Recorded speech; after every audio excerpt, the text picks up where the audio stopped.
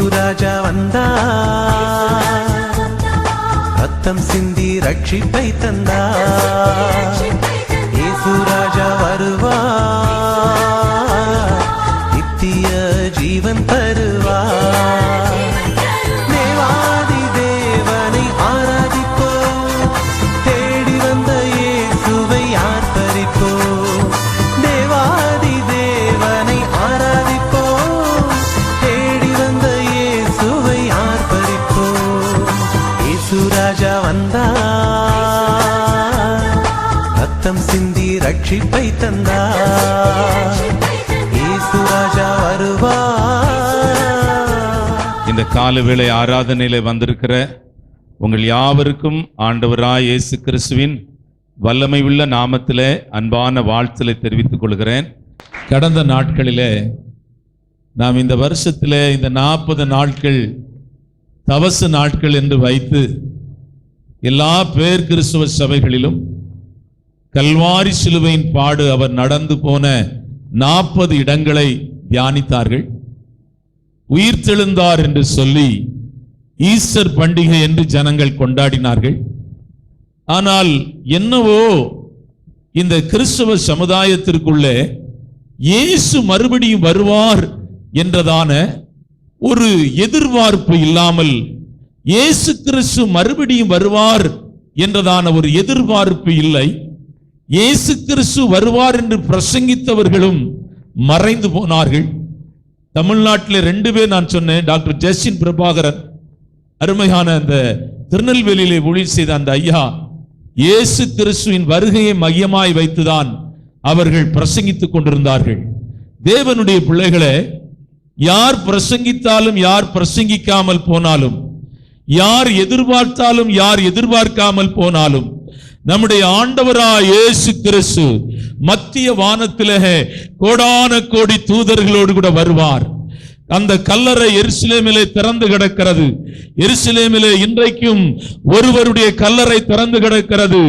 அந்த கல்லறை அண்டையிலே போய் நீங்கள் நின்று இயேசுவை பார்க்க ஆசைப்பட்டால் அந்த கல்லறை ஒரு செய்தியை சொல்லும். என்ன செய்தி என்றால், என்னிடத்திலே அடக்கம் பண்ணப்பட்ட எழுந்து போன இயேசு மறுபடியும் வருவார் என்று சொல்லும்.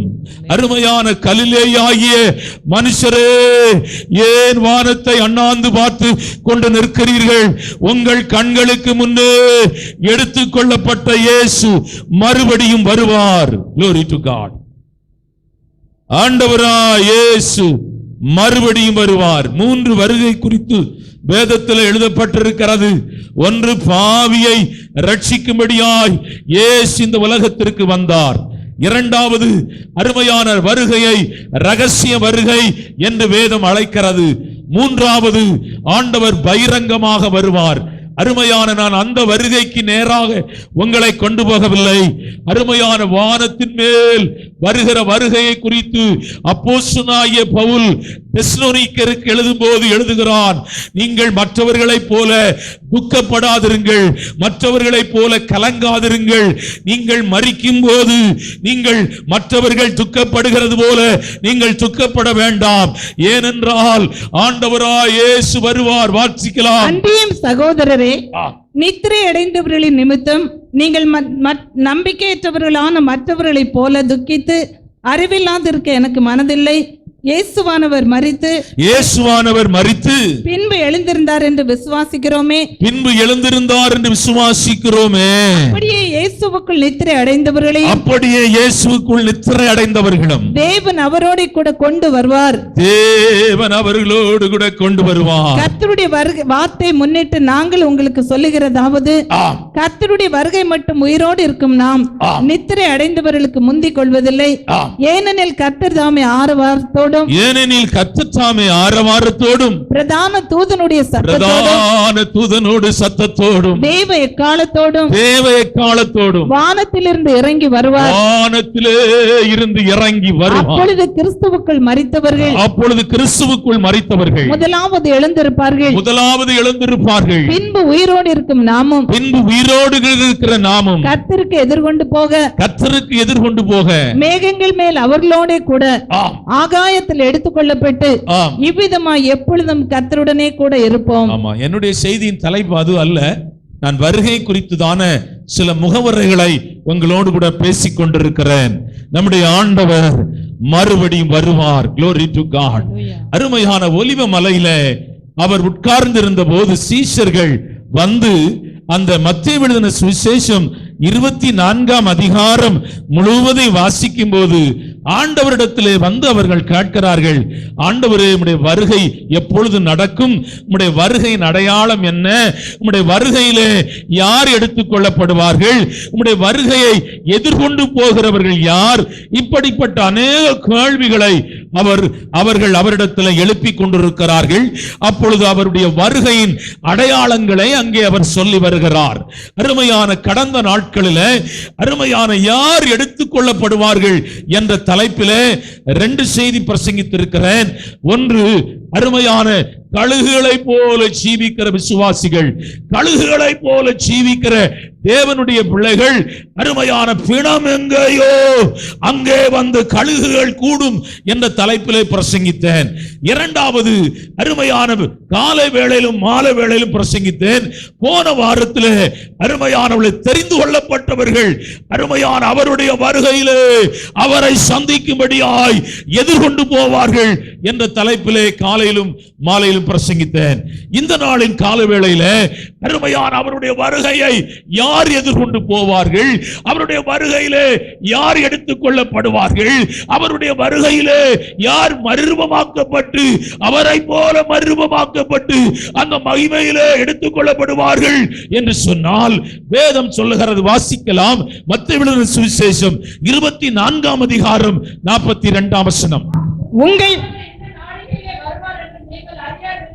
உங்கள் ஆண்டவர் இன்ன நாளிகையிலே வருவார் என்று நீங்கள் அறியாதிருக்கிறபடியால் விழித்திருங்கள்.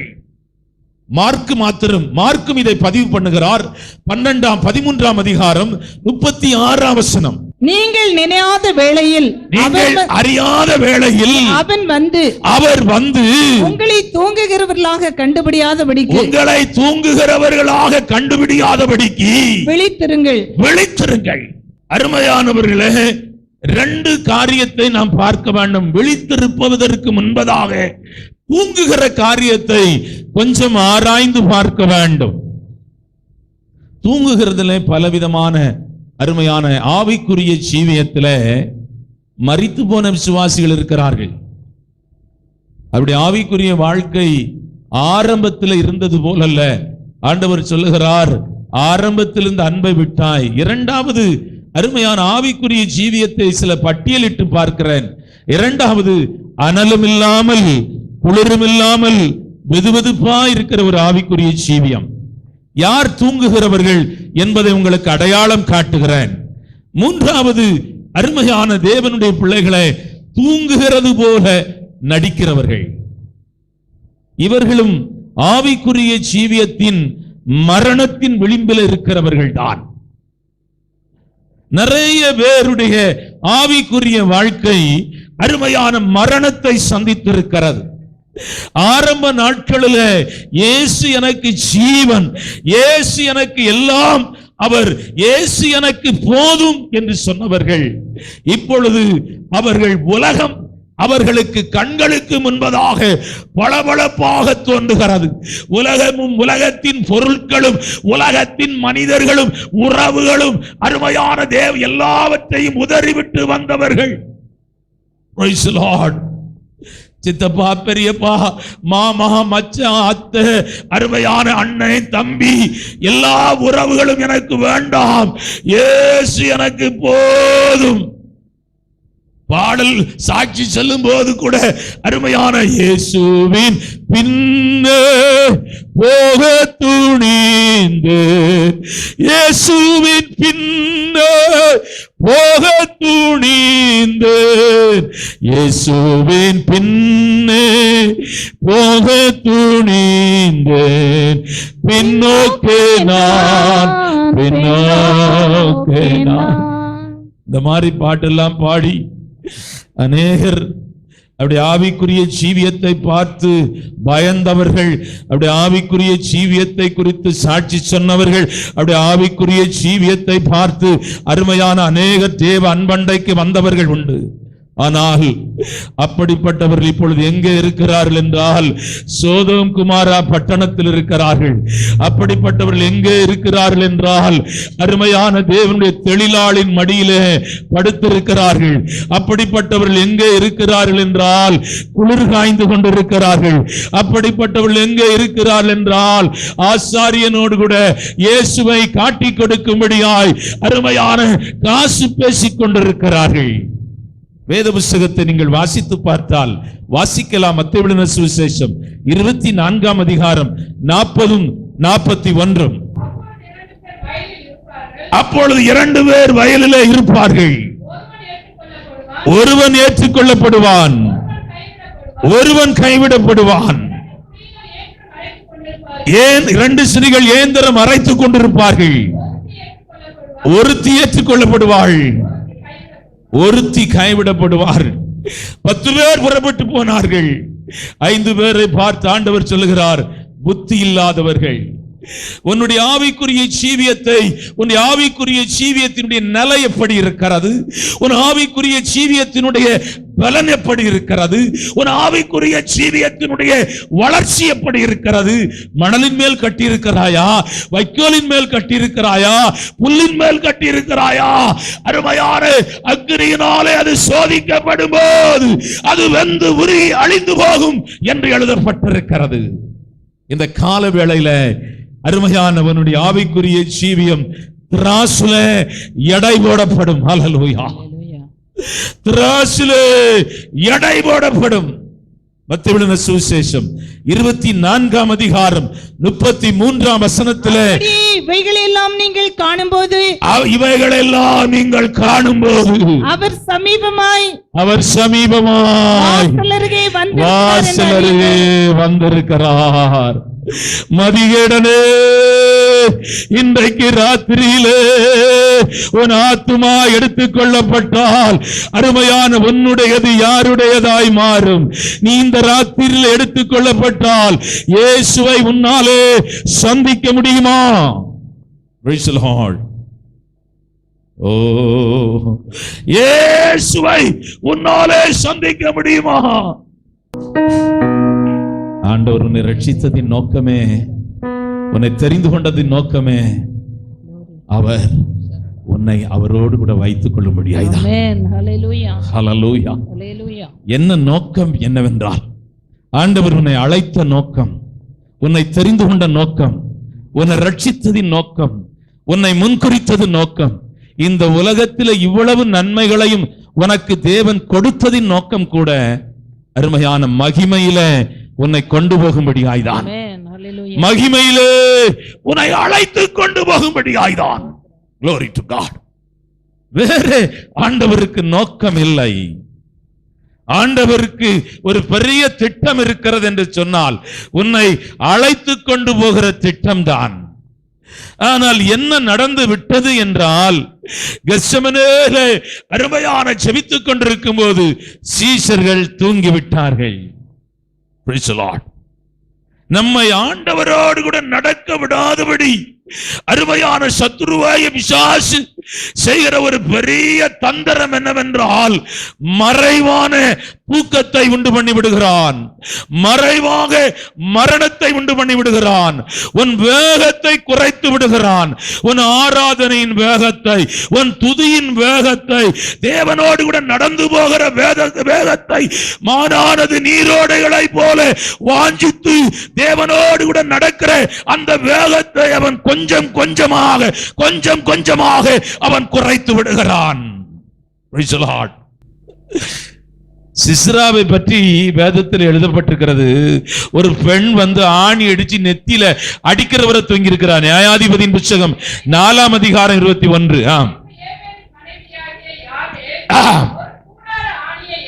ஒரு கூடார ஆணி எடுத்து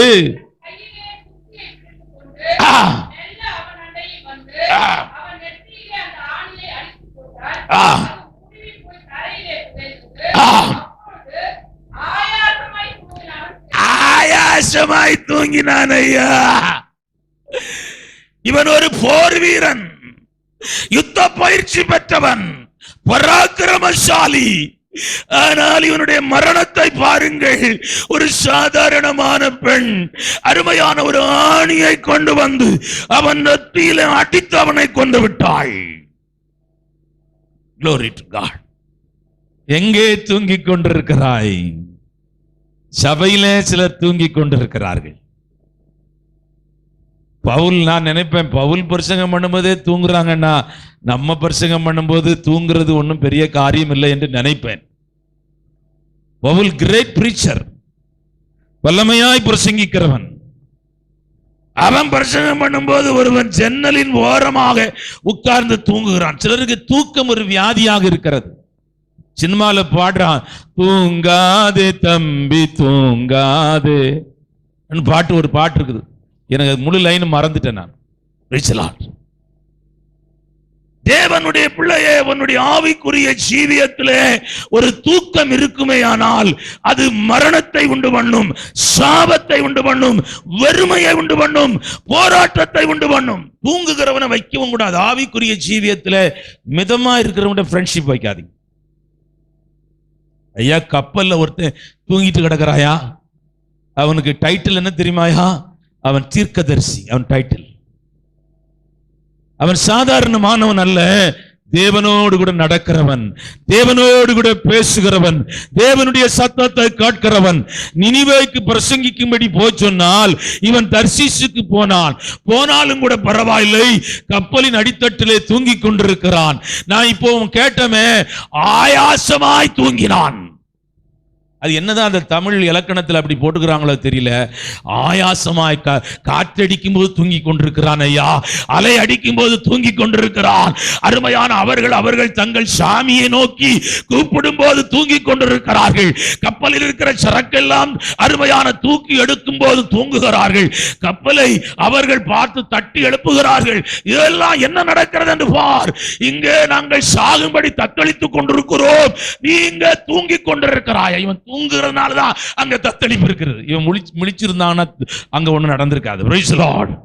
ஆவிக்குரிய ஜீவியம், வேதத்தில் எழுதப்பட்டிருக்கிற தூக்கம் கந்தையை உண்டு பண்ணும். நீதிமொழியின் புத்தகம் 20ஆம் அதிகாரம் 13ஆம் வசனம். தூக்கத்தை விரும்பாதே, தூக்கத்தை விரும்பாதே, விரும்பினால் தரித்திரனாவாய், தூங்கினால் தரித்திரனாவாய். கண் விழித்திரு, அப்பொழுது ஆகாரத்தினால் திருப்தி ஆவாய். ஆம், எபேசியருக்கு எழுதின நிருபம் 5ஆம் அதிகாரம் 14ஆம் வசனம்.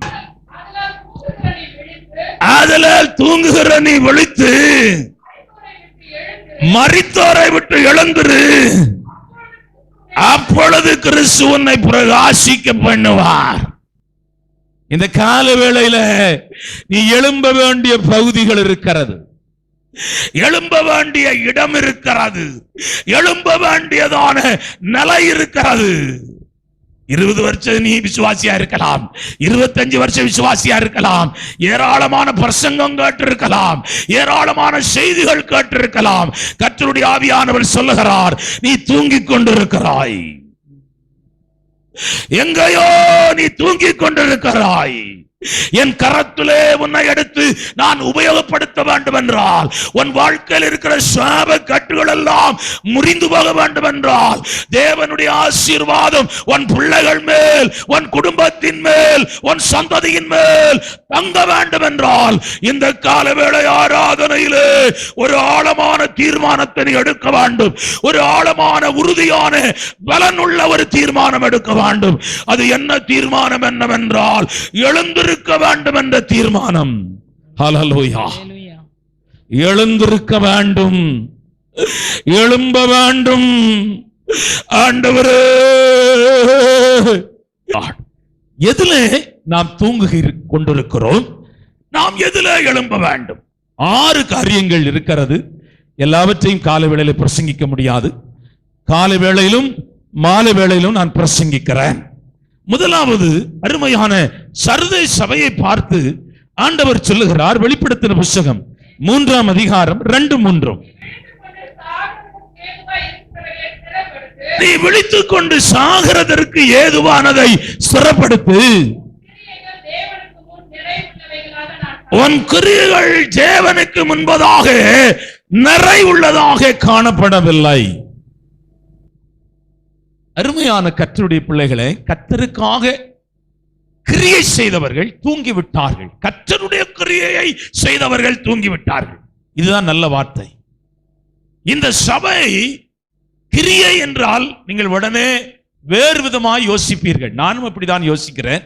ஆனால் சீஷர்கள் வந்து கேட்கிறார்கள். யோவான் எழுதின சுவிசேஷம் 6ஆம் அதிகாரம் 28 29. அப்பொழுது அவர்கள் அவரை நோக்கி, தேவனுக்கு ஏற்ற கிரியைகளை நடப்பிக்கும்படி நாங்கள் என்ன செய்ய வேண்டும் என்றார்கள். இயேசு அவர்களுக்கு பிரதியுத்தரமாக,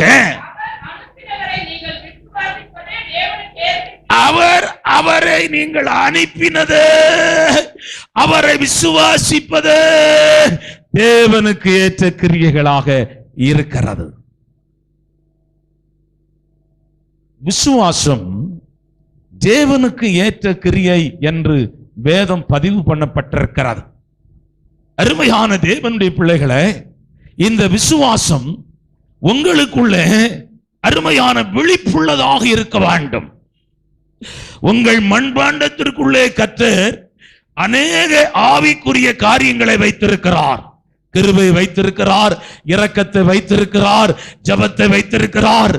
மேன்மையான ஒன்று அருமையான விசுவாசத்தை கர்த்தர் வைத்திருக்கிறார். ஆரம்ப நாட்களிலே எல்லாவற்றுக்கும் ஆண்டவரை விசுவாசிப்பார்கள். ஒரு வியாதி வந்தாலும் கர்த்தர் என்னை சுகமாக்குவார், பண தேவை வந்தாலும் கர்த்தர் எனக்கு என்னுடைய தேவைகளை சந்திப்பார், படிப்பு காரியமா இருக்கட்டும், குடும்ப காரியமா இருக்கட்டும், கர்த்தர் பார்த்து கொள்வார். ஹல்லேலூயா. ஆபிரகாமுடைய விசுவாசத்தை நீங்கள் வேத புத்தகத்தை வாசித்தால், ஈசாக்கை பலி செலுத்தும் போது கொண்டு போகப்படுகிறான். அவனுடைய விசுவாசம் சோதிக்கப்படுகிறது. அந்த சோதனையில அவன் விசுவாச கிரியையில ஒரு ஜெயம் பெற்ற தேவனுடைய மனுஷன் ஆபிரகாம். ஆகவேதான் வேதம் அவனை விசுவாசத்தின் தகப்பன் என்று அழைக்கிறது. சீஷர்களை குறித்து நீங்கள் வேத புத்தகத்திலே வாசித்தால், வீட்டை விட்டு வந்தார்கள்.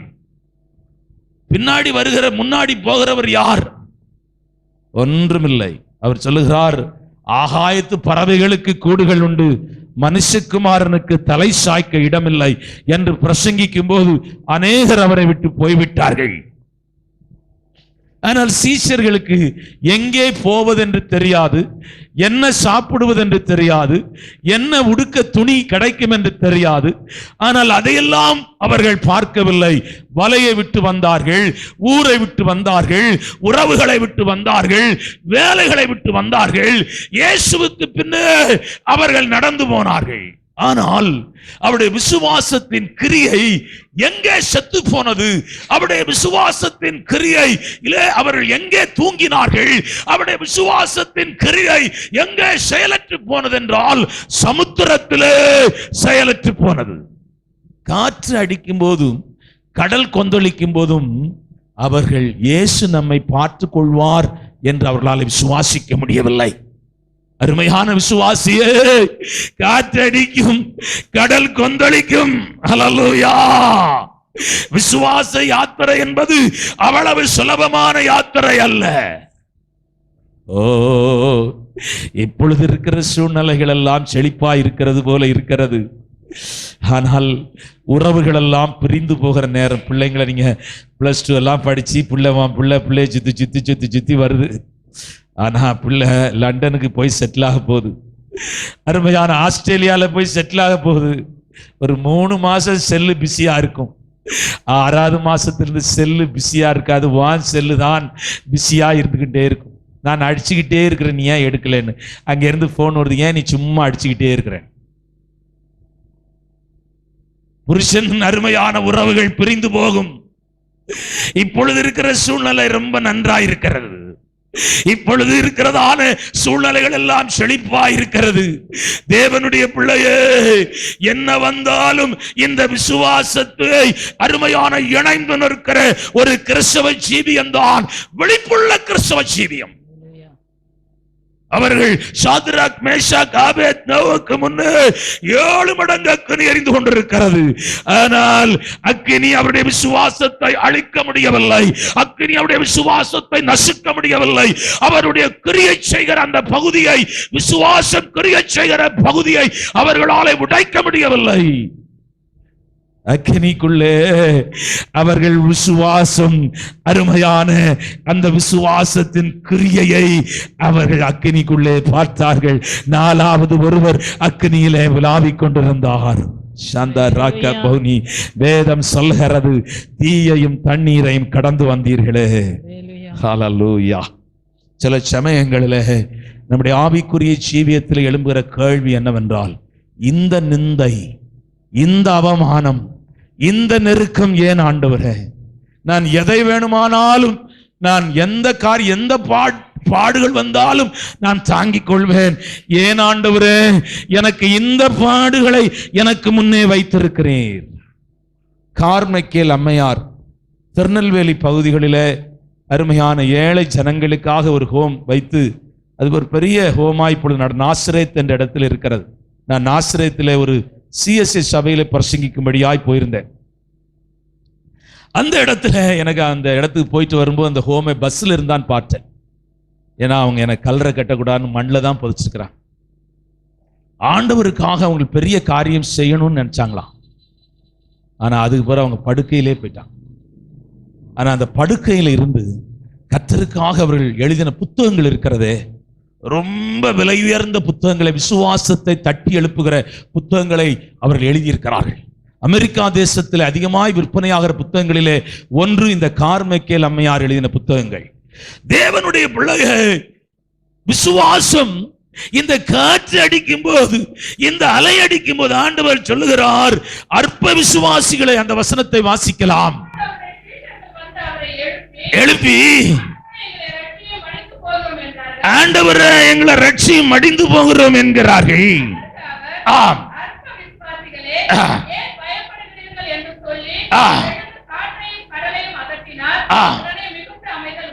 Praise the Lord. Hallelujah.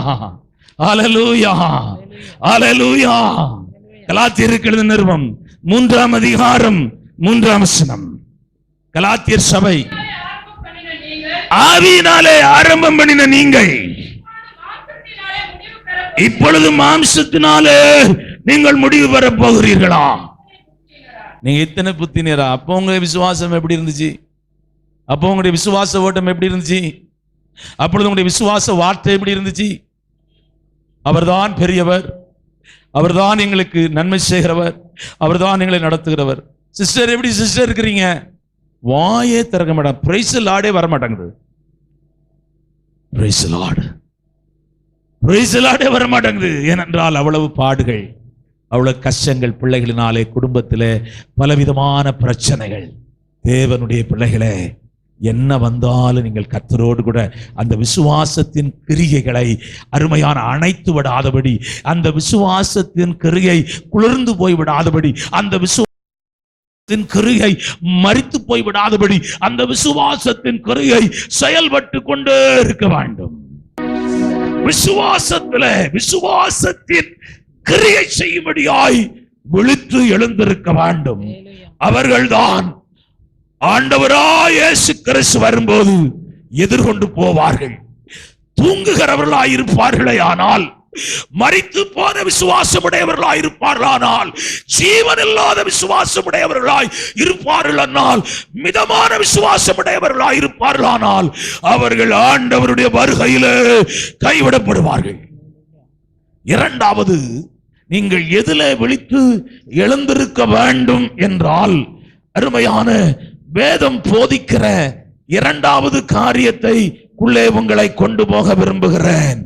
உங்கள் ரட்சிப்பின் வஸ்திரத்தை நீங்கள் காத்து கொள்வதிலே விழித்திருக்க வேண்டும்.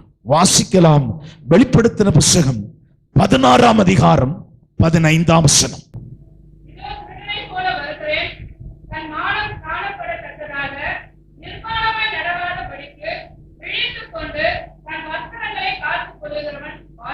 தன் வஸ்திரங்களை காத்து கொள்ளுகிறவன் பாக்கியவான். தன் வஸ்திரங்களை காத்து கொள்ளுகிறவன். ஏசாயா தீர்க்கதரிசன புத்தகம் 61ஆம் அதிகாரம் 10ஆம் வசனத்தை வாசிக்கலாம். கர்த்தருக்குள் பூரிப்பாக மகிழுகிறேன். ஆம் ஆம்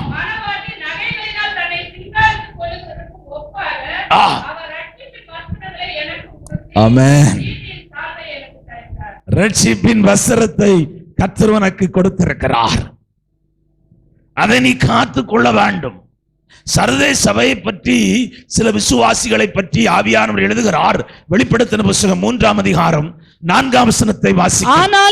ஆனாலும் வஸ்திரங்களை அசுசிப்படுத்தாத, தங்கள் வஸ்திரத்தை அசுசிப்படுத்தாத சில பேர் சர்தையிலும் உனக்கு உண்டு. அவர்கள் பாத்திரவான்கள் ஆனபடியினால் பெண் வஸ்திரம் தரித்து என்னோடு கூட நடப்பார்கள். இந்த வஸ்திரத்தை நீ காத்து கொள்ள வேண்டும். பிரசங்கியின் புத்தகம் 9ஆம் அதிகாரம் 8ஆம் வசனம். உன் வஸ்திரங்கள் எப்பொழுதும் வெள்ளையாயும் உன் தலைக்கு எண்ணெய் குறையாததாயும் இருப்பதாக. ரட்சிப்பின் வஸ்திரம் பிரகாசமா இருக்கணும். 2 வஸ்திரம் தான். ஒண்ணு ரட்சிப்பின் வஸ்திரம் பிரகாசமானது. இன்னொரு வஸ்திரத்தை சங்கீதங்களின் புத்தகம் 109ஆம் சங்கீதம் 19ஆம் வசனத்தை நீங்கள் வாசிக்கலாம். அங்கே ஒரு வஸ்திரத்தை நீங்கள் பார்க்கலாம்.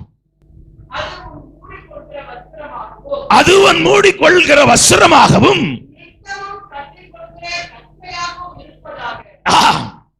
அந்த வஸ்திரம் எப்படிப்பட்ட வஸ்திரம்? துக்கம், சாபம். சாபத்தை அவன் தன் அங்கியாக உடுத்திக் கொண்டான்.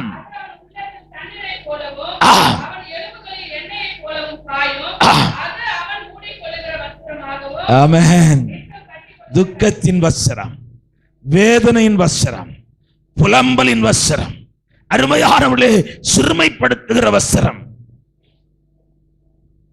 பிச்சைக்காரன் என்ன பேண்ட் ஷர்ட் டைலாமா கட்டிட்டு பிச்சை எடுக்க வரான். அவனுக்கு அந்த வஸ்திரத்தை மாட்டின உடனே அந்த வஸ்திரம் சொல்லும், நீ ஒரு பிச்சைக்காரன் சொல்லும்.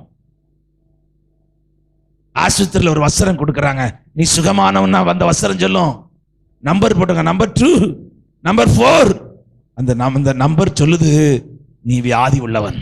சிறைச்சாலையில் ஒரு வஸ்திரம் கொடுக்குறாங்க, என்ன ராஜா வஸ்திரமா? நம்பர் 5 பத்தி கேட்டா அந்த 5 சொல்லுது நீ கொலைகாரன், குற்றவாளி. வஸ்திரத்திற்கு மேன்மைகள் இருக்கிறது. ஆண்டவர் உனக்கு கொடுத்திருக்கிற வஸ்திரம் ரட்சிப்பின் வஸ்திரம். அல்லேலூயா. நீதியின் வஸ்திரம். நிறைய வஸ்திரத்தை வேதத்தில் இருக்கிறது. இந்த வஸ்திரம் வெளிப்படுத்தின புத்தகம் வாசிக்கலாம். 19:13 வாசிக்கலாம். ரத்தத்தை தோய்த்திருந்த வஸ்திரத்தை தரித்திருந்தார். ஏன் சில சமயங்கள்ல ஆண்டவருடைய பாதையை விட்டு போகும்போது, ஆண்டவருடைய பிரசன்னத்தை விட்டு போகும்போது, ஆண்டவருடைய கிருபையை விட்டு போகும்போது, சுலமித்தியாள் சொல்லுகிற வார்த்தை எனக்கு ரொம்ப துக்கமா இருக்கிறது. உன்னத பாட்டின் புத்தகம் 5ஆம் அதிகாரம் 2-3. நான் நித்திரை பண்ணினேன், கதவை தட்டுகிற என் நேசரின் சத்தத்தை கேட்டேன். என் சகோதரியே, என் பிரியமே, என் புறாவே, என் உத்தமியே. இவ்வளவு சொல்லணுமாயா? என்ன பிரசங்கம், என்னென்ன பிரசங்கம். ஏசு நேசிக்கிறார், ஏசு அன்பா இருக்கிறார், ஏசு உதவி செய்யறார், இடி பிரசங்கம் எல்லாம் பண்ற. அங்கிருந்து என்ன தெரியுமா பதில் வருது? நான் வஸ்திரத்தை கழட்டினேன், என் வஸ்திரத்தை கழட்டி போட்டேன், எப்படி அதை திரும்பவும் உடுப்பது? ஓ, துவாரத்தின் வழியாய் நேசர் கையை விடுகிறார். அருமையான தேவனுடைய பிள்ளையே, 4 மாதங்களை கர்த்தர் நடத்தி வந்திருக்கிறார். இந்த 4 மாதங்களும் மரித்து போனவருடைய பட்டியலை நீங்கள் அருமையான பார்த்தால் ஆச்சரியமாக இருக்கும். நேத்து ஒரு அம்மா, நடிக்கிறம்மா செத்து போனா. நடிக்கிறம்மா எப்படி செத்து போனாங்க தெரியுமா? எனக்கு அது ரொம்ப ஆச்சரியமா. நான் இப்ப இந்த சாவெல்லாம் கொஞ்சம் படிப்பேன், ஃபுல்லா படிப்பேன் பேப்பரை. பின்னாடி டயர் வெடிச்சு செத்து போயிட்டான். பின்னாடி டயர் வெடிச்ச உடனே அவனுக்கு என்ன, அவன் வாட்டர் அந்த பிரேக் அடிச்சிருக்கிறான், அது போய் ஒரு கம்பியில போய் அடிச்சிருக்குது, செத்து போயிட்டான். சாவு எப்படி வந்திருக்கு பாருங்க. சினிமா எடுத்துட்டு போயிட்டு இருக்கிற நேரத்தில் அருமையான ஆண்டவருடைய பிள்ளையே, ஒரு நாட்கள் தேவனுடைய கரத்தில் இருக்கிறது. இன்றைக்கு ராத்திரியிலே ஒரு ஆத்துமா எடுத்துக் கொள்ளப்பட்டால் உன்னுடையது யாருடையதாக மாறும். நீ விழித்து எழும்பும்படியாய் கர்த்தர் இந்த கால வேளையிலே ஊழியக்காரன் மூலமாய் பிரசங்கித்துக் கொண்டிருக்கிறார். பாப் டான்ஸ் ஆடுகிற ஒரு பெண், அமெரிக்கா தேசத்திலே ரொம்ப பிரபலமானவள். ஆனால் சின்ன வயசுல அவளுக்கு ஆண்டவரை பற்றி சொல்லப்பட்டிருக்கிறது. அவள் ரட்சிக்கப்பட்டிருக்கிறாள். ஆனால் உலக மோகம், உலக இன்பங்கள் அவளை இழுத்து விட்டது ரட்சிப்பை விட்டு. அவள் வாலிப நாட்களிலே ஹோட்டல்ல டான்ஸ் ஆடுகிறதும், கிளப்புகளிலே டான்ஸ் ஆடுகிறதும், அருமையான பாடி டான்ஸ் ஆடுகிறதும், ஆயிரக்கணக்கான வாலிபர்கள் அருமையான அவள் இழுத்து கொண்டாள். அவள் எங்கு போனாலும் கூட்டம் அதிகமாக இருக்கு. ஒரு நாள் அவள் கடந்து போகும்போது, காரிலே ஒரு இடத்துக்கு டான்ஸ் ஆடும்படி கடந்து போகும்போது இதே சத்தம் கேட்டதாம். இன்றைக்கு நீ மரித்தால் எங்கே போவாய்? டிரைவரை சொன்னாராம், காரை நிறுத்து. அவள் தன்னை யார் என்று காட்ட விரும்பவில்லை. ஏனென்றால் ரொம்ப பிரபலமானவள். தன் தலையிலே முக்காடு போட்டு மூடிக்கொண்டாள். முன்னாடி போய் உட்கார்ந்து இருக்கிறாள். கண்ணீரோடு கூட ஆண்டவருக்கு தன்னை ஒப்பு கொடுத்திருக்கிறாள். தன் டைரியில எழுதியிருக்கிறாள், இந்த நாள் எனக்கு மறக்க முடியாத நாள் என்று எழுதி, யாரும் தன்னை பார்க்க கூடாது என்று சொல்லி மறுபடியும் போய் கொஞ்ச தூரம் போகும்போது ஆக்சிடென்டிலே மரித்து விட்டாள். அவள் டைரியில எழுதியிருக்கிறதாம், நான் இயேசுவை மறுபடியும் சந்தித்தேன். இயேசுவை நான் இன்றைக்கு நான் நித்திய ஜீவனுக்குள்ளே போவேன் என்ற அந்த டைரியிலே அவள் எழுதியிருக்கிறாள். மறுமை வாழ்க்கை குறித்து ஒரு லைன் எழுதியிருக்கிறாள். தேவனுடைய பிள்ளையே, இந்த கால வேளை உனக்கு தேவன் கொடுத்திருக்கிறதான ஒரு காலை. இந்த மாதம் கர்த்தர் உனக்கு கொடுத்திருக்கிற வருஷம். இந்த வருஷம் தேவன் உனக்கு கிருபையாய் கொடுத்திருக்கிற வருஷம். பஞ்சங்கள் உண்டாகும், கொள்ளை வியாதிகள் உண்டாகும், யுத்தங்கள் உண்டாகும், அழிவுகள் உண்டாகும். இந்த காலம் எந்த காலமும் இல்லாத அளவுக்கு கொலைகள், அருமையான திருட்டுகள், அருமையான நாசமோசங்கள். கடைசி நாட்களிலே மனுஷனுடைய அன்பு தணிந்து போகும் என்று எழுதப்பட்டிருக்கிறது. யாரையும் நம்ப முடியவில்லை, யாரையும் ஏற்றுக்கொள்ள முடியவில்லை. அருமையான நீ வாழ்கிற நாள் ஒரு கொடுமையான நாள். நீ வாழ்கிற நாள் இயேசு வாசல் படியிலே வந்திருக்கிறார். ஆயத்தப்படு. ஹல்லேலூயா. நீ விழித்து எழுந்திருக்கதான் வேண்டும். Price the Lord. உன் ரட்சிப்பின் வஸ்திரத்தை அப்படி இரத்தத்தினாலே கழுவ வேண்டும், ஒப்பு கொடுக்க வேண்டும். ஆண்டவரே என்னை மன்னியும், என்னை மன்னியும். சுயநீதியிலே ஆண்டவரை பின்பற்றுகிறாயா? மாம்சத்திலே ஆண்டவரை நேசிக்கிறாயா? உலக பொருள்களுக்காக ஆண்டவரை பின்பற்றி வருகிறாயா? இந்த கால வேளையில உன்னுடைய எண்ணங்கள் மாறட்டும், உன் உணர்வுகள் மாறட்டும், உன் சிந்தனைகள் மாறட்டும். Praise the Lord. ரட்சிப்பின் வஸ்திரத்தை ஆட்டுக்குட்டியின் இரத்தத்தினாலே தோய்த்தவர்கள் என்று எழுதப்பட்டிருக்கிறது. நீ விழிக்கும்படியாய், விழித்து எழும்பும்படியாய் தன்னுடைய சொந்த ரத்தத்தை இயேசு கிறிஸ்து உனக்கு முன்னே வைக்கிறார். இது விலையேற பெற்ற ரத்தம், இது ஜீவன் உள்ள ரத்தம். இது அருமையான கல்வாரி சிலுவையிலே அடிக்கப்பட்டு புளியப்பட்ட ரத்தம். இது கல்வாரி சிலுவையிலே அருமையான தேவனுடைய பிள்ளைகளே, இந்த கல்வாரி பாடுகளிலே புளியப்பட்ட ரத்தம். ஆண்டவர் சொல்லுகிறார், உன்னை நான் மறுபடியும் சுத்திகரிக்கும்படியாய், உன்னை நான் மறுபடியும் பரிசுத்தமாக்கும்படியாய், மகனே என்னை விட்டு நீ போய்விடாதே. என் ரத்தம் உன்னை கழுவும். ஹல்லேலூயா. என் ரத்தம் உன்னை மறுபடியும் பரிசுத்தப்படுத்தும். என் ரத்தம் உன்னை மறுபடியும் சுத்திகரிக்கும். என்னை விட்டு நீ போய்விடாதே. அந்த கட்ட குமாரனை அருமையான தகப்பன் கட்டி பிடிக்கிறது போல அவன் கைகளினாலே கட்டி பிடித்தான். இயேசு கிறிஸ்து தன்னுடைய சொந்த இரத்தத்தினாலே உன்னை கட்டி பிடிக்கிறார். ஹல்லேலூயா. இயேசு கிறிஸ்து உன்னை உயிர் மீட்சிக்குள்ளே நடத்தும்படியாய் தன் இரத்தத்தை உனக்கு காண்பிக்கிறார். Glory to God.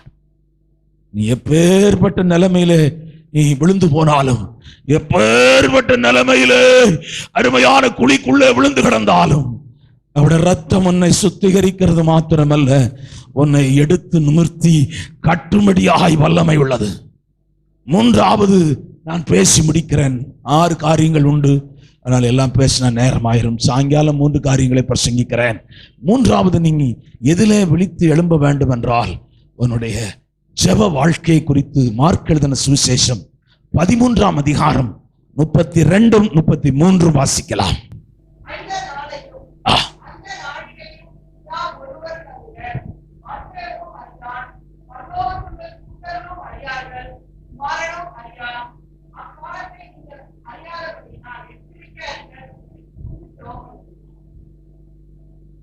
எச்சரிக்கையாயிருந்து விழித்திருந்து ஜெபம் பண்ண. எச்சரிக்கை போட்டிருக்குது. பிரேயர் ஜெப வாழ்க்கைக்கு முன்னே என்ன பண்ணீங்க? செவியுங்கள் என்று மாத்திரம் எழுதப்படவில்லை, எச்சரிப்பாயிருந்து ஜெபம் பண்ணுங்கள். உங்களுடைய பிரேயர் லைஃப், பிசாசு நல்ல ஜெபம் பண்றவங்களோடு கூட தான் யுத்தம் பண்ணுவான். நல்ல ஜெபம் பண்றவங்க தான் வச்சுதான் நம்ம என்ன செய்ய முடியும்னா ஊழியம் செய்ய முடியும். மற்றபடி அவங்கள வச்சு மற்றவங்களெல்லாம் வச்சு ஊழியம் செய்ய கொஞ்சம் கஷ்டம். நீங்க நல்ல ஒரு ஜெப வீரர்களாக மாற வேண்டும். ஆண்டவராய் இயேசு கிறிஸ்து சீஷர்களுக்கு 3.5 வருடத்துல அநேக ஆவிக்குரிய காரியங்களை கற்றுக் கொடுத்தார். அதிலே கற்றுக் கொடுத்த மேன்மையான ஒரு பாடம் உண்டென்றால் அது ஜெபம்தான். அல்லேலூயா. வசனத்தை நீங்கள் வாசிக்கலாம், எழுதிக் கொள்ளலாம். எபிரேயருக்கு எழுதின நிருபம் 6ஆம் அதிகாரம் 18ஆம் வசனம், கொலோசியருக்கு எழுதின நிருபம் 4ஆம் அதிகாரம் 2ஆம் வசனம், லூக்கா எழுதின சுவிசேஷம் 21ஆம் அதிகாரம் 36ஆம் வசனம். 1-2 வசனத்தை வாசிக்கலாம். இடைவிடாமல் ஜெபம் பண்ணுங்கள், விழித்திருங்கள். நீங்க ஆண்டுடைய சமூகத்துல உங்களுடைய பிரேயர் லைஃப் அதிகாலையில எப்படி ஜெபம் பண்ணுகிறீங்க? கஷ்டம். காலையில் எழும்பி நம்ம சபையில காலையில 4 மணிக்கு கதவு திறந்து 4, 4:30, 5, 6 மணி வரையிலும் இங்க ஜெபம் நடக்குது. தேவனுடைய பிள்ளையே, ஆண்டவருடைய சமூகத்திலே தேவையானது ஒன்று. மரியாள் தன்னை விட்டு எடுபடாத நல்ல பங்கை தெரிந்து கொண்டாள். சாலமோன் வாலிபனையா, ராஜவம்சத்திலே பிறந்தவனையா, அருமையான ராஜாக்களை போல ஜீவித்தவன். இப்பொழுது அடிமையாக அவன் ஜீவித்துக் கொண்டிருக்கிறான், அடிமையாக இருக்கிறான். ஆனாலும் கர்த்தரோடு கூட வைத்திருக்கிற உறவை, கர்த்தரோடு கூட அவன் பேசிக் கொண்டிருந்த அந்த உறவை அவன் விடவில்லையா. அந்தி சந்தி மத்தியான வேளையிலே கர்த்தரோடு கூட பேசிக் கொண்டிருக்கிறவனாக இருந்தான். ஆகவேதான் அவனுக்குள்ளே விசேஷமான ஆவி இருந்தது, வேற ஆவி உடையவனாக இருந்தான். தாவீது சொல்லுகிறான், என் ஜீவன் உள்ள நாளெல்லாம் நான் கர்த்தருடைய ஆலயத்திலே தங்கியிருப்பேன். மானானது நீரோடைகளை வாஞ்சித்து கதறுவது போல என் ஆத்துமா கதறுகிறது. கர்த்தருடைய சமூகத்தை முன்னெல்லாம் ரொம்ப தேடினாங்க. இந்த வாலிப பசங்க ரொம்ப டேஞ்சரான பசங்க. அதுல நான் ஒரு சபையில பிரசங்கம் பண்ண கூட்டி கழிச்சு வந்தேன்னா, அந்த வாலிப நாட்கள் நல்லா இருக்கு. என்னை கல்யாணம்னு ஒண்ணு போறானோ அந்த மனைவியை பொறுத்து இருக்குது. அது ஒருவேளை சோதோமுக்கு கூட்டிட்டு போயிட்டா இவனும் சோதோமுக்கு போயிடுவான். என்ன செலச்சமே ஆச்சரியமா இருக்குன்னா, சில பொண்ணுங்க இங்க கூட்டி வந்துடும். அவனால ஒன்றும் செய்ய முடியாது. அவன் சர்ச்சுக்கு ஒழுங்கா வர்ற ஆள் கிடையாது, நேரத்துக்கு வர்ற ஆள் கிடையாது. கல்யாணம் ஆன பிறகு ஒழுங்கா வரான். அவனை மறைச்சு மறைச்சு பார்த்துட்டு இருக்கிறான். நீ ஒழுங்கா வரலன்னா நான் பேக் எடுத்து எங்க வீட்டுக்கு போயிருவேங்கிறான். நல்ல யுத்தியெல்லாம் வச்சிருக்கிறா கையில.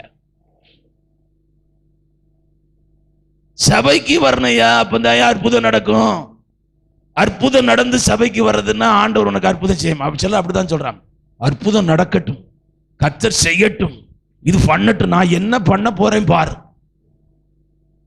என்ன பண்ண போற? நீ வராம இருக்க போற, அதான் செய்ய போற. அற்புதம் நடக்குது.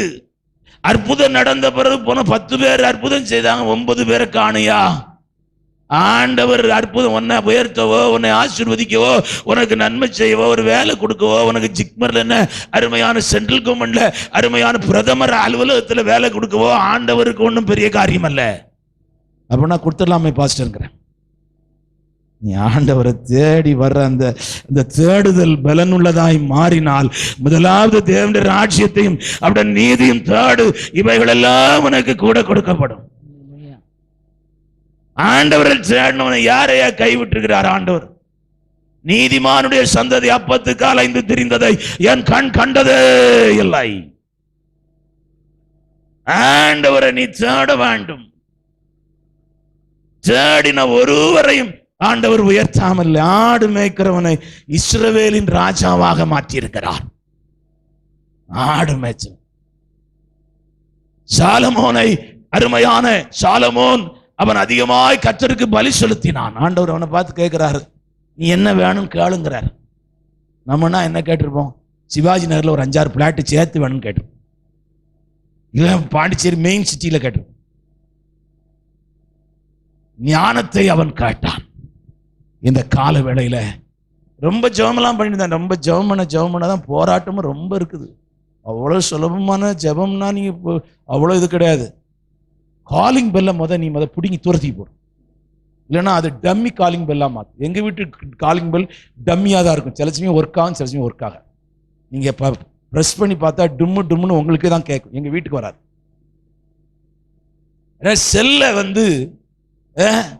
செல்லை கொஞ்சம் ஆஃப் பண்ணி அது ட்ரிங்குன்னு வந்துட்டு, இல்லை மெசேஜ் வேற வந்துட்டு.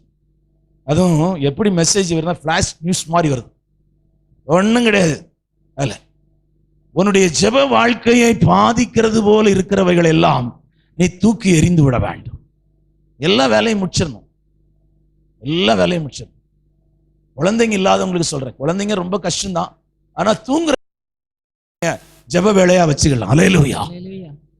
ஒரு ஜெப வேளை உங்களுடைய ஜீவியத்திலே அவசியமாக இருக்க வேண்டும். அது உங்களை மணவாளனாகிய இயேசு கிறிஸ்துவை சந்திக்கும்படியாய் உங்களை கொண்டு போகிற மூன்றாவது ஒரு பெரிய ஆயுதமாக இருக்கிறது. ஆண்டவரோடு கூட நீங்கள் பேச வேண்டும். காட்கிறது ஒன்று, சிந்திக்கிற ஒன்று. ஆவிக்குரிய ஜீவியத்தில் நீங்கள் வசனத்தை சிந்திக்கிற ஒரு இடம் இருக்கிறது, காட்கிற இடம் இருக்கிறது. எல்லாமே பேலன்ஸா இருக்கணும். சில கேட்டுக்கிட்டே இருப்பாங்க, அது எங்கேயாவது ஒரு சைடு வயிறு வீங்கின மாதிரி வீங்கிட்டே இருக்கும். கேட்டது போதும். என்ன நீ கேட்கணும்னு நினைக்கிற? இல்ல பாஸ்டர் ரொம்ப இன்னைக்கு ஆழமா பிரசங்கம் பண்ணல. என்னத்துக்கு உனக்கு நான் ஆழமா பிரசங்கம் பண்ண சொல்லு, அப்புறம் நான் பண்றேன். இல்ல நான் முன்ன மாதிரி இல்ல, கொஞ்சம் எழுப்புறதுக்காக பிரசங்கம் பண்ண. பாட்டில் எழும்பிட வேண்டியதானே, ஆராதனை எழும்பிட வேண்டியதானே, கர்த்தருடைய வார்த்தை வரும்போது எழும்ப வேண்டியதானே. இல்ல நீங்க பிரசங்கம் பண்ணாதான் நான் எழும்புவேங்கிறான். அப்படியா? போய் பாண்டிச்சேரி நின்று பார், எவ்வளவு லட்ச ஜனங்கள் இருக்கிறார்கள் பார். இயேசு யார் என்று தெரியவில்லை. இயேசு யார் என்று தெரியாமலே வாழ்ந்து சாகிறான். அக்கினியும் கந்தமும் எரிகிற கடலை நோக்கி போகிறான். இவனுக்கு நீ என்ன செய்தியை பிரசங்கித்திருக்கிறாய்? தேவனுடைய பிள்ளையே, இந்த கால வேளையிலே உன்னுடைய ஜெபம் இருளிலே இருக்கிற ஜனங்களை வெளிச்சத்தண்டைக்கு கொண்டு வரட்டும்.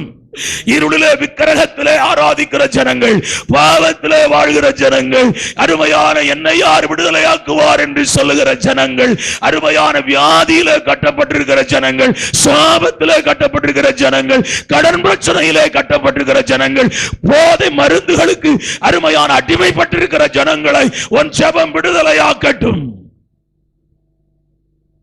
பராக்கிரமசாலியே, கர்த்தர் உன்னோடு கூட இருக்கிறார். ஹல்லேலூயா. அவன் தனக்கு இருந்த பலத்தோடு பெலிஸ்திய சேனையை விடுதலையாக்க முயற்சி பண்ணினான். கர்த்தர் அவனோடு இல்லை. அவனின் மேல் தேவனுடைய அபிஷேகமும் இல்லை, தேவனுடைய அழைப்பும் இல்லை. ஆனாலும் தனக்கு இருந்த அந்த கொஞ்ச பலத்தை வைத்து இஸ்ரவேல் ஜனங்களுடைய ரட்சிப்புக்காக அருமையான அந்த வயல்வெளிகளிலே அவர்களோடு கூட அவன் போராடி கொண்டிருந்தான். கர்த்தர் என் ஜனத்திற்காக இவன் தனக்கு இருந்த பலத்தோடு கூட போராடுகிறதை பார்த்துதான் கர்த்தர் சொன்னார், கிதியோனே, உனக்கு இருக்கிற பலத்தோடு கூட போ, நான் உன்னோடு கூட இருக்கிறேன். அப்படியே நாம் ஜெபிக்கலாம். ஹல்லேலூயா. ஆண்டவரோடு கூட பேசுங்கள், உங்களை ஒப்புக் கொடுங்கள். ஆண்டவரே என்னை மன்னியும் என்று சொல்லுங்கள். நான் விழித்து பிரைஸ் தி லார்ட், திருடனை போல இயேசு வருவார். 3 காரியங்களை பசுத்தாவியானவன் ரட்சிப்பின் வஸ்திரத்தை காத்துக் கொள்வதில் நீ விழித்திருக்க வேண்டும் என்ற 3 காரியங்களை பரிசுத்தாவியானவர் பேசினார். நீங்கள் விழித்திருக்கிற தேவனுடைய பிள்ளைகளாயிருந்தால் இயேசு வரும்போது நீங்கள் எடுத்துக்கொள்ளப்படுவீர்கள்.